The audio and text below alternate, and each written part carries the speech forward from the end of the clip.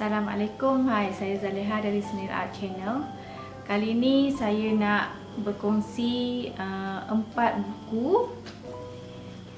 buku pertama yang saya baca tentang self-help books yang mendorong saya untuk mengambil tindakan berubah, yang membuka saya punya fikiran tentang keuangan, tentang impian, tentang kejayaan. So ini buku dia 4. So buku yang pertama saya baca ialah The Magic of Thinking Big. Buku ini diperkenalkan oleh suami. Saya baca tahun 2013 dan saya repeat baca September 2016. Saya baca 2 kali lah buku ni. Buku ni menggalakkan kita untuk membina impian yang lebih besar. Jangan takut untuk membina cita-cita yang lebih besar. Jangan hadkan cita-cita kita. Jangan underestimate diri kita. Yang kita sebenarnya boleh melangkah lebih jauh. So buku ni bagaimana bila kita berfikir lebih jauh, dia akan mendorong kita untuk bertindak juga. Okey, ini buku pertama, The Magic of Thinking Big. Buku kedua yang saya baca ialah buku Jutawan Malaysia, Azizi Ali.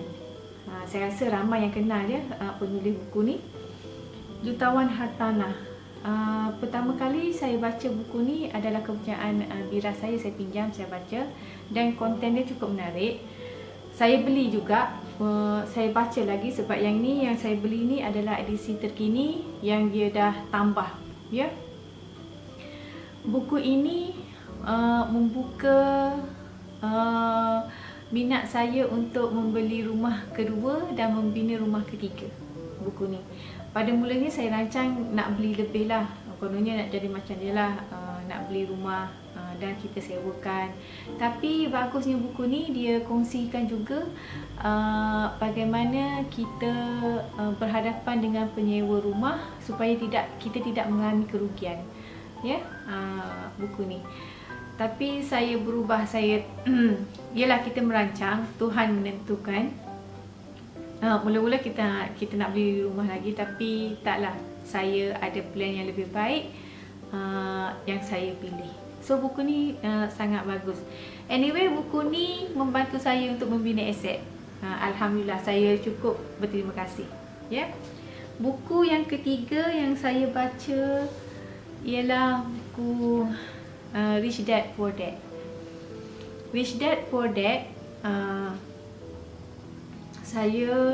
mula-mula saya dengar audiobook dekat YouTube. Ada, saya rasa dalam 6 jam kot. So just ambil quiet time kalau you tak nak beli, tapi in English version lah.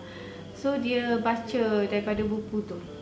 Saya dengar buku tu tahun 2013. Masa tu saya mencari bagaimana orang-orang yang berjaya ni mengurus wang dia, sebab saya tak tahu bagaimana ya cara betul kita nak bayar hutang. Mesti ada teknik dia, cara mengurus wang dengan betul, cara menyimpan dengan betul, mesti ada cara dia, bagaimana dia orang boleh buat.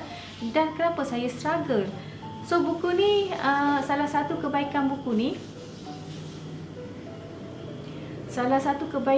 ni, dia membuka pengetahuan tentang bagaimana kita tidak boleh percaya kepada 100% kepada nasihat orang keliling kita, nasihat orang tua kita, sebab dia orang juga tak tahu ilmu mengurus wang. Dan pandangan saya, ya, sebab buku ni dia share Rich Dad Poor Dad, macam mana Rich Dad dia tidak berkelulusan tinggi, tapi dia boleh membina empire dia, kejayaan dia, sedangkan Poor Dad ada PhD, cikgu, kenapa terikat dalam hutang yang tidak berhabisan, ada masalah bil semua, ya. So dia compare antara Rich Dad Poor Dad. So kebaikan buku ni, kita berubah pandangan kita. Jangan follow jangan follow pendapat orang ataupun budaya. Ya, jangan follow budaya orang sekitar kita, apa pandangan. Sebab buku ni daripada Poor Dad, dia menasihatkan, yalah, saya compare juga dengan ibu bapa kita. Ibu bapa kita juga buat perkara yang sama, ya. Hantar sekolah kita tinggi-tinggi, belajar tinggi-tinggi, dapat kelulusan tinggi, cari kerja yang baik, dapat gaji yang baik, dan kahwin dan settle macam tu. Dia tak menggalak kita mencari kelebihan diri kita. So ada semacam ada konspirasi berbeza, ya, antara orang kaya dengan orang pertengahan ataupun orang miskin. Rich Dad Poor Dad. Buku yang keempat adalah Make Money Not Excuse. Buku ni saya baca dalam tahun 2014 kalau tak silap saya. So buku ni lebih fokus kepada kaum wanita. Banyak dikongsi cerita tentang wanita, terutamanya serumah tangga. Jangan ambil mudah untuk tidak mengetahui tentang mengurus wang. Sebab ada yang dia kongsi bagaimana penceraian, kematian suami dan masalah-masalah lain yang timbul selepas wanita tu ditinggalkan. Bagaimana kaum wanita akan mengalami tekanan, umpama patah kaki lah, kan. So buku ni beri motivasi, menggalakkan wanita supaya take action. Dia punya financial juga, walaupun dia suri rumah tangga, apa yang dia boleh buat. Dia ada hak, dan hak untuk suami beri, dan hak dia untuk menguruskan duit dia sendiri. Ataupun jika you ada kelebihan, you kena cari juga duit sendiri untuk masa depan. Tak boleh ambil orang kata ambil langkah senang, tak tahu itu tugas suami. Tak boleh. Kita kena ambil part of the financial.